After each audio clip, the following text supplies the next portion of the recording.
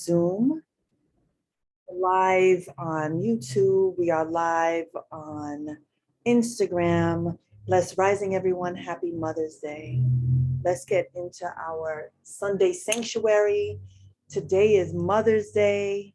Happy Mother's Day to all of those women, the matriarchs, our mothers, our godmothers, our grandmothers, our great grandmothers, our great great great grandmothers, that maternal line that is very much connected to our legacy and what we're here to do.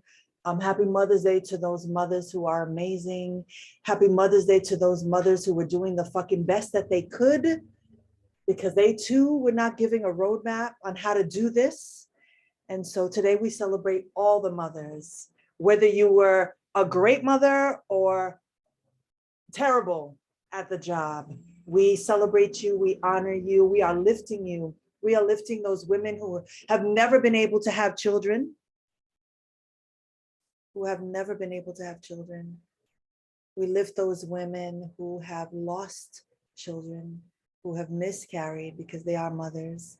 We lift those women who have been mothers, who maybe did not give birth to their own, but are mothers to like a tribe, the community. We lift all of those teachers, those good teachers that were like mothers. Yes. So happy Mother's Day to all of those women that we love, that we know and love. And happy Mother's Day to those women we may not know. Happy Mother's Day to you.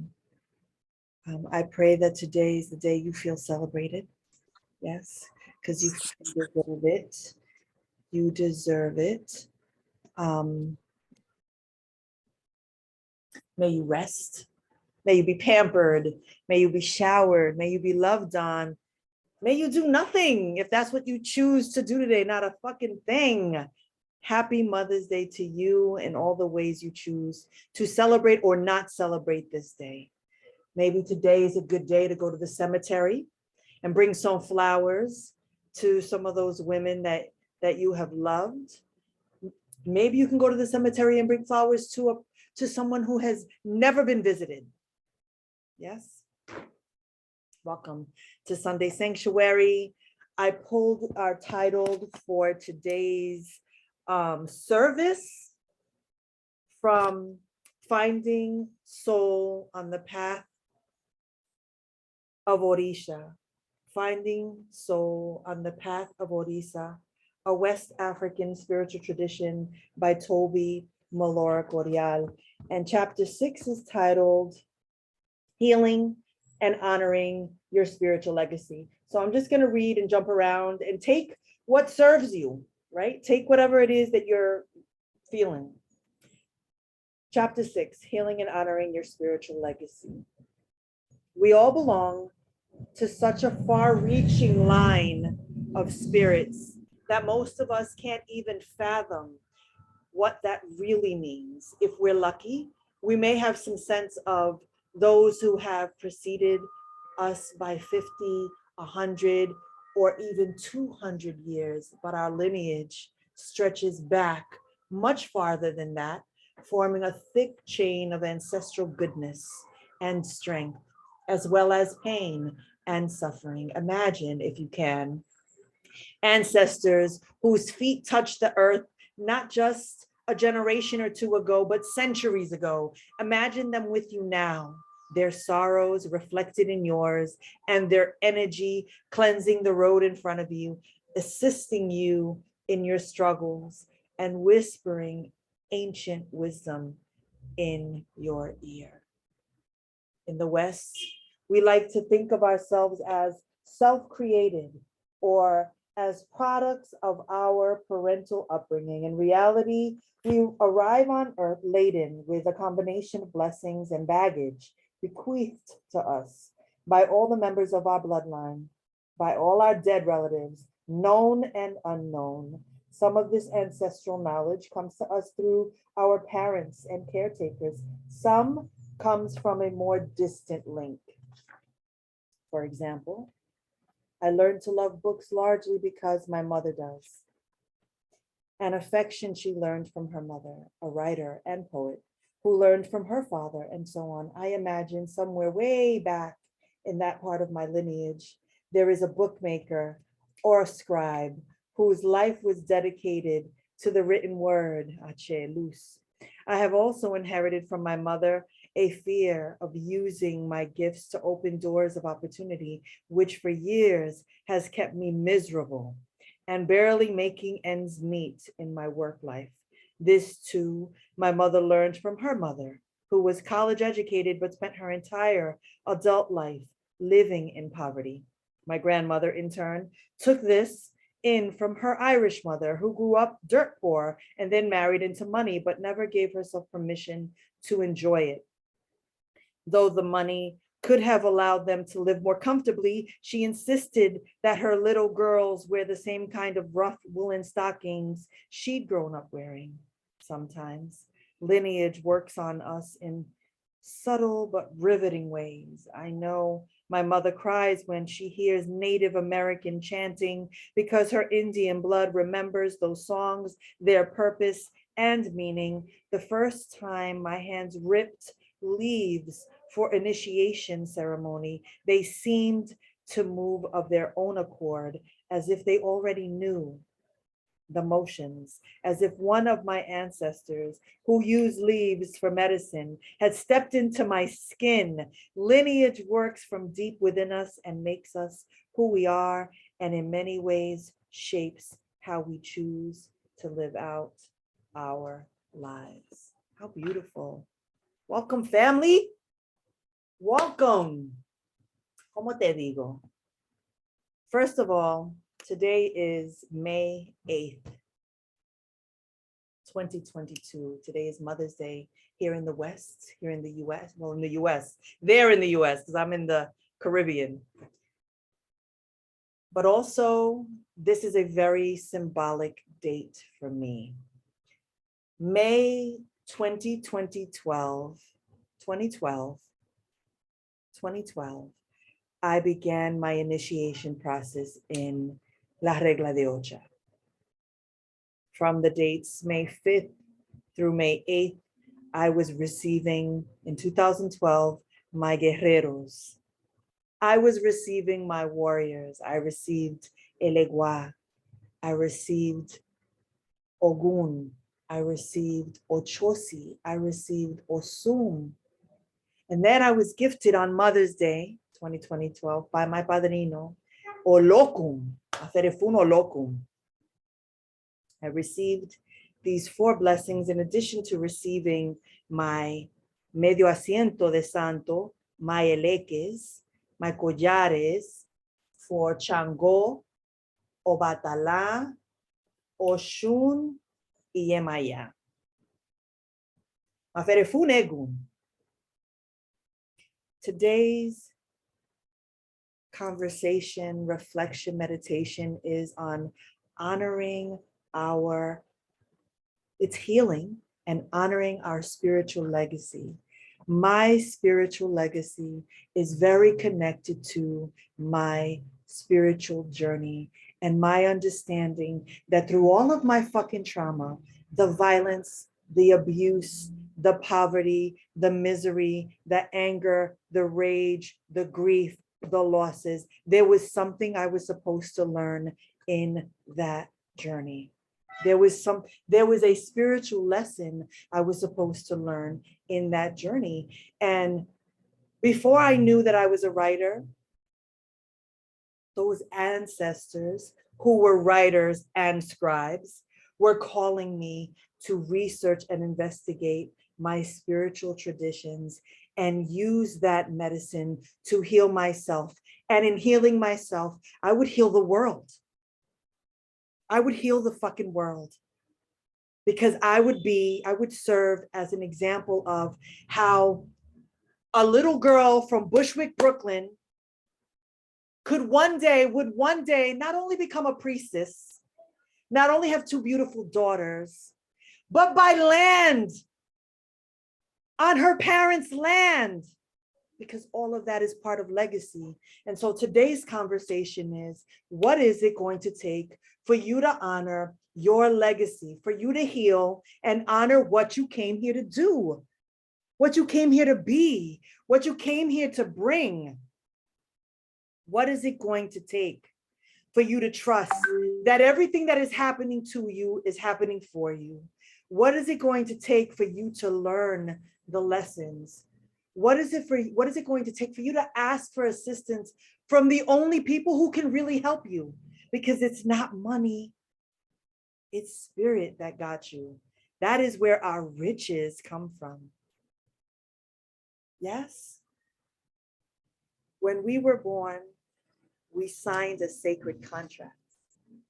We were born and we signed a sacred contract. We were born of a legacy of people who were oppressed, who know violence, who were ripped from their lands, who had all their resources stolen from them. And even with all of that, they held on to their faith. They held on to their religion. They held on to their language. They held on to their faith. They held on to their family. They held on to community. They held on to tribe. They understood spiritual law. They held on to love, even when they still trying to take it from us in 2022. What's it gonna take for us to understand that we have a divine purpose, that we have a divine mission? It's Mother's Day. Part of my spiritual legacy is to heal, is to truly heal, to heal my pain, to heal my trauma, to heal my relationship with money, to heal my relationships with love, to heal my relationships with addiction. My purpose on this earth is to heal myself, to be of service, because I understand that in healing me, and I know that I'm doing the work, and I know that my daughter Courtney is doing the work, and I know that baby E will do the work. We are healing ourselves and healing 7 generations behind us, before us, and 7 ahead of us. So what we do today is very fucking important. And we may be feeling super insignificant, like what we do doesn't matter, like who we are doesn't matter, like what is this all for? It's not for us. It's not for us. The moment that I accepted my calling, I accepted my gift as a writer, I understood immediately that the fact that my tool was a pen, that it was never for me.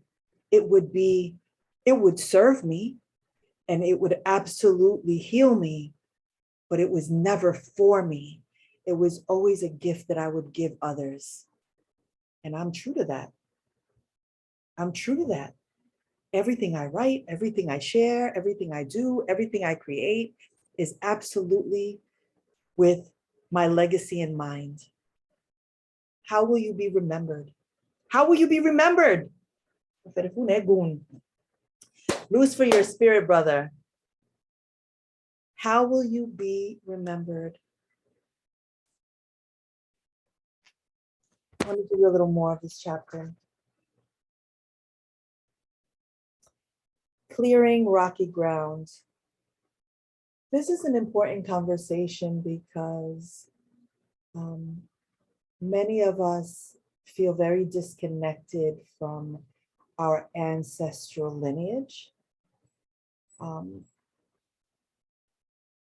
Many of us, it's interesting, right? Because I have spoken to, some Black African American sisters and brothers who may feel like, they don't have a connection to Africa because they're here, right?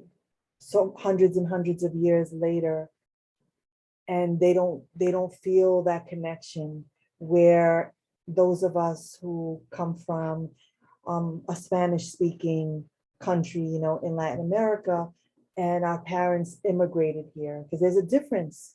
There's a huge difference between the enslaved Africans that arrived here and then the immigrants that arrived here. It's not the same. It's not the same history. A Puerto Rican person who arrived here in the 60s and 70s or 50s is not the same as Africans who were enslaved and brought here in the 1500s and 1600s. Shit is not the fucking same. And so there's absolutely a disconnect from your land when your language is stripped from you, right?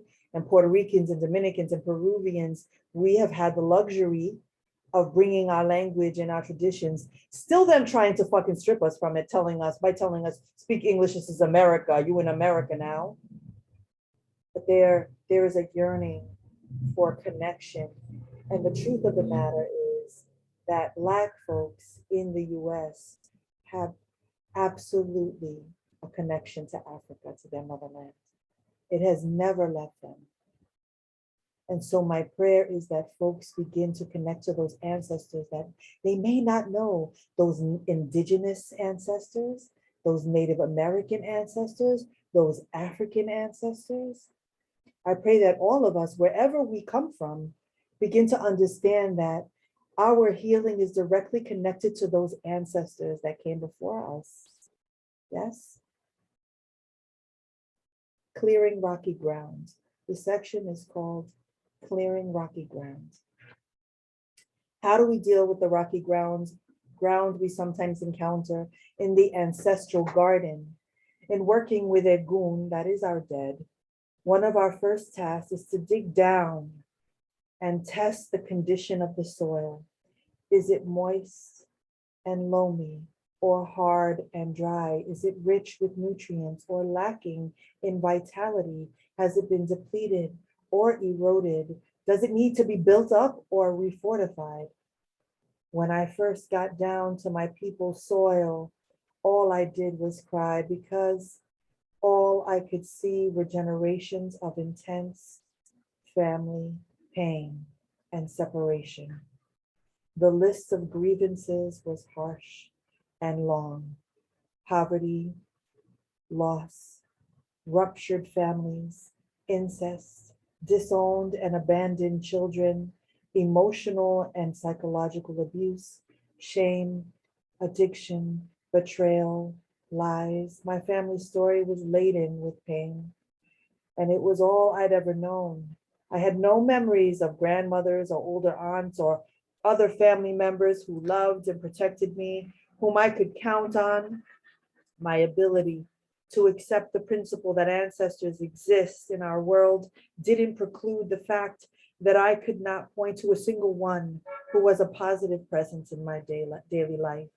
The only forebear I'd ever known personally was my maternal grandmother, who was manipulative and narcissistic. During my childhood, our visits to her were sporadic and obligatory, and she and my mother would go through periods of estrangement that sometimes lasted years. I never felt like she liked me, and I didn't like her either. The 2 or 3 other ancestors I knew about were people that I'd either never known or knew very little about, or associated only with my family's legacy of toxic relationships and severed ties. I deeply wanted a relationship with my ancestors. I needed to heal the spiritual rift of my lineage and to feel connected to something besides the big empty hole that the ancestors had always meant for me. I knew my involvement with the Orisha tradition could give me this connection with my spirits. I hoped the traditions, rituals for calling, remembering, honoring, and loving the ancestors could transform my life. Yet I also knew that if I wanted true healing, I could not ignore my feelings of emptiness and loss. And so we're here together, right? We're here together on this spiritual journey. We're attending this Sunday sanctuary in hopes to receive whatever medicine we need at this moment in our life, so that we can heal, so that we can heal those wounds, and so that we can have the life that has been promised to us. We are meant to live a good life. We are meant to be happy. We are meant to know what our purpose is. We are meant to honor our ancestors, because in honoring our ancestors, they will give us everything. And if you don't know how to do that, just light a candle. Just say their names. Just light a candle and say, to all of those guardians that are guiding me, I may not know you by name, but I feel your presence around me. I feel you in every blessing in my life. I feel you in every moment of adversity that you have fucking saved me through, because they have saved our lives over and over and over again. And so today, family, that is my offering. That is my message, that on this Mother's Day, we remember all of those mothers that are walking with us and guiding us. And may we find ways to connect to our ancestors every day, because we are their legacy. And may we make them proud, man. May we make them proud. I'm gonna close with today's reflection from, I'm gonna read two, from Iyanla Vanzant's Acts of Faith, Daily Meditations for People of Color, May 7th. Trust. Trust. Have you ever worried whether there would be enough air for you to breathe? How often do you ponder what you would do if the laws of gravity ceased to operate? For some reason, you never worry about the very essential elements you need to stay alive. You just trust that they will be there, and they are. You trust that your heart will beat, your blood will flow, your lungs will expand, and that you will stay firmly planted on the earth. You trust that every organ within you will do exactly as it should. You trust that your body will support you. Why not extend that trust to every area of your life? Trust that the universe and creator will provide everything that you need without any effort on your part. All you ever need to do is ask and trust. And the closing affirmation is, I trust my needs are met. May 8th, open quote. You must eat the elephant one bite at a time. Twy proverb. Reflection. You cannot get to the end from the middle. You won't find the beginning at the end. No matter what we are doing, there is a process. Whether the situation is positive or negative, we must go through the situation. Whether the situation is positive or negative, we must go through the process. When we rush ahead, we miss important steps. If we become impatient, we can overlook details.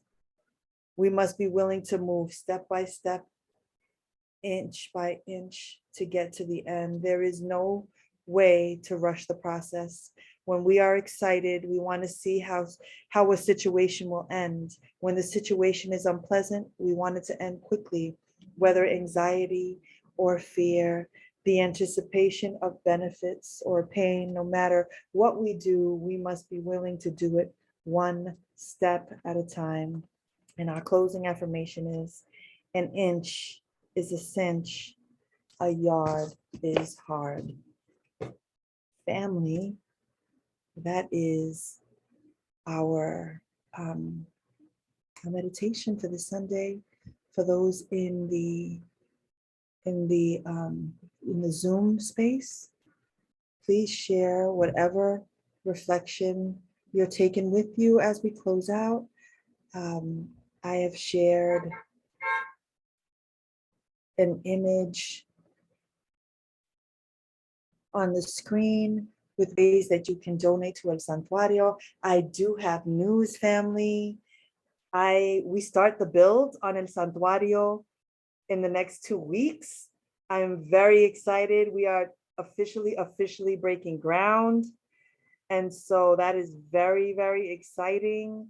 And so know that all your donations for our Sunday service, 100% are for the build.